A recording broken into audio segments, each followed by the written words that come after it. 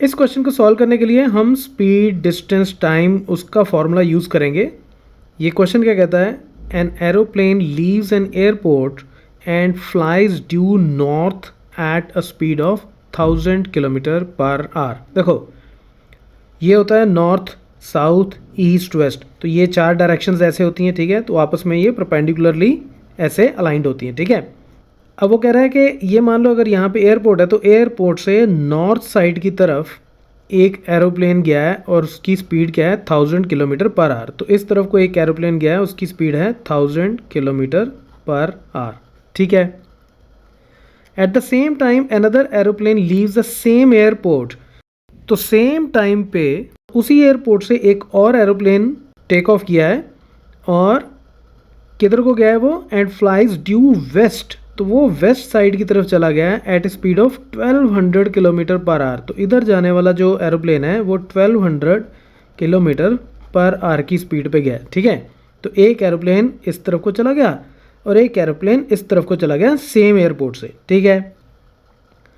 How far apart will be the two planes after 1.5 hours, तो 1.5 घंटे के बाद वो कहता है कि दोनों एरोप्लेन्स आपस में एक दूसरे से कितनी दूर होंगे। देखो नॉर्थ साइड और वेस्ट साइड आपस में परपेंडिकुलर हैं एक दूसरे के ऊपर, ठीक है।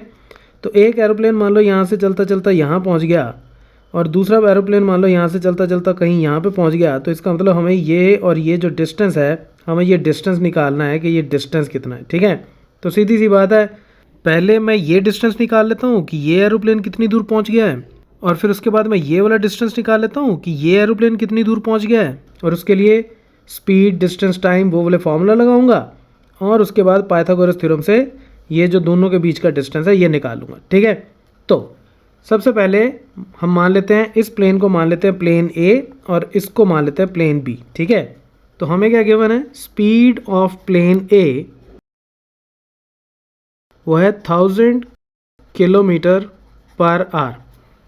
तो अब उसने 1.5 घंटे में कितना डिस्टेंस ट्रेवल किया, हमें ये डिस्टेंस निकालना है। तो डिस्टेंस का फॉर्मूला क्या होता है, अब डिस्टेंस होता है स्पीड इनटू टाइम, ठीक है।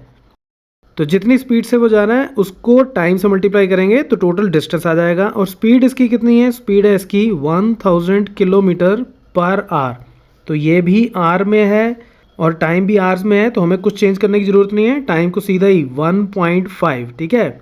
1.5 आवर्स का मतलब हो गया 1.5 आवर्स। तो यानी कि ये वाला एरोप्लेन जो है वो टोटल 1500 किलोमीटर्स ट्रैवल कर चुका है इस डायरेक्शन को। तो ये जो डिस्टेंस है, ये डिस्टेंस मेरा आ गया 1500 किलोमीटर्स, ठीक है। ए एरोप्लेन यहाँ पहुँच गया, 1500 किलोमीटर्स ट्रैवल कर चुका है, ठीक है। अब इधर को चलते हैं, प्लेन बी की बारी। अब स्पीड ऑफ प्लेन बी क्या है, वो है 1200 किलोमीटर्स पर आवर, ठीक है। तो इसने कितना डिस्टेंस ट्रैवल किया, तो इसका डिस्टेंस भी स्पीड इनटू टाइम, तो इसकी स्पीड है 1200 और टाइम इसने भी उतना ही लिया है 1.5 आवर्स, तो ये हो जाएगा हमारे पास 1800 किलोमीटर्स। तो ये एरोप्लेन 1800 किलोमीटर्स, तो ये डिस्टेंस मान लो ये कितना है 1800 किलोमीटर्स।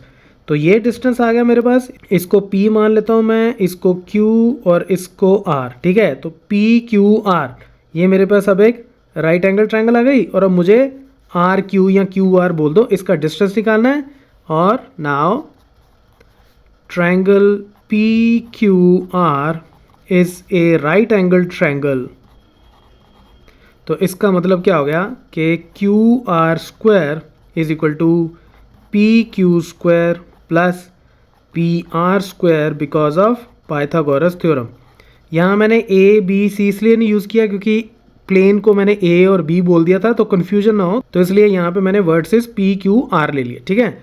तो ये मेरे पास क्या आ जाएगा, यहाँ से QR square will be equal to PQ square, PQ is 1500, तो 1500 का स्क्वायर प्लस PR इज़ 1800 का square, this will be equal to 2250,000 plus ये आ जाएगा 3240,000। ये सॉल्व करोगे इतना आ जाएगा, इज इक्वल टू, तो यहाँ से बन जाएगा 549,0,0,0.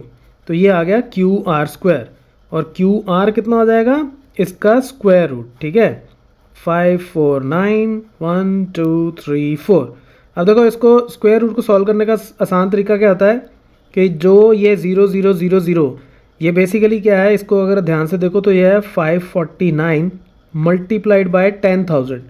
ये इतना ही है. ठीक है, राइट. तो ये 549 इंटू 10,000 है. तो इसको 10,000 को अलग करने का फ़ायदा क्या है कि इसका स्क्वायर रूट बड़े आराम से निकल आएगा. कैसे, देखो इसको मैं लिख सकता हूँ square root of 549 into square root of 10,000, ये लिख सकता हूँ इसको. तो यानी कि square root of 549 into square root of 10,000 कितना हो गया, 100. तो ये क्विकली मैं इसको सॉल्व कर सकता हूँ. और अब ये टर्म बड़ी छोटी रह गई और इसको सॉल्व करना बड़ा आसान है. इसको कैसे आप स्क्वायर रूट को सॉल्व करोगे, उसके लिए क्या करना होता है, उसके लिए आप इसकी प्राइम फैक्टराइजेशन कर लो. ठीक है, तो उससे ये आसान हो जाता है, बहुत क्विकली आप सॉल्व कर सकते हो इसको. तो ये सबसे पहले देखो कौन से प्राइम नंबर पे जाता है. तो 2 पे तो जा नहीं सकता क्योंकि ऑड नंबर है. 3 पे जाता है, तो ये आ जाएगा मेरे पास 1, 8 एंड 3. ये फिर से 3 पे जाएगा तो आ जाएगा 6 एंड 1. और 61 अब किसी पे डिवाइड नहीं होता, तो 61 के लिए सिर्फ 61, नीचे आ गया 1. तो यानी कि 549 को मैं 3 इंटू 3 इंटू 61 लिख सकता हूँ. तो ये मेरे पास कितना आ जाएगा, this will be equal to, इसकी जगह मैं लिख सकता हूँ 3 इंटू 3 इंटू 61, इसका स्क्वायर रूट इंटू 100. यहाँ से 3 इंटू 3, ये एक पेयर है तो स्क्वायर रूट से बाहर आ गया, तो ये हो जाएगा 3 square root 61 into 100 which is equal to 300 into square root of 61. इतने किलोमीटर्स दूर होंगे वो एक दूसरे से, राइट. तो ये दोनों एरोप्लेन्स एक दूसरे से इतने किलोमीटर दूर होंगे. अब जस्ट इन केस आपको स्क्वायर रूट सॉल्व करने में कोई इशू आता है कि कैसे सॉल्व किया जाता है, तो उसके लिए मैं एक लिंक दे रहा हूँ टॉप राइट कॉर्नर में, उसको आप जरूर देख लेना. उससे आपके स्क्वायर रूट को सॉल्व करने का जो कॉन्सेप्ट है वो बड़े अच्छे से क्लियर हो जाएगा, right. So that's it from this tutorial. Keep watching मैथमाफिया.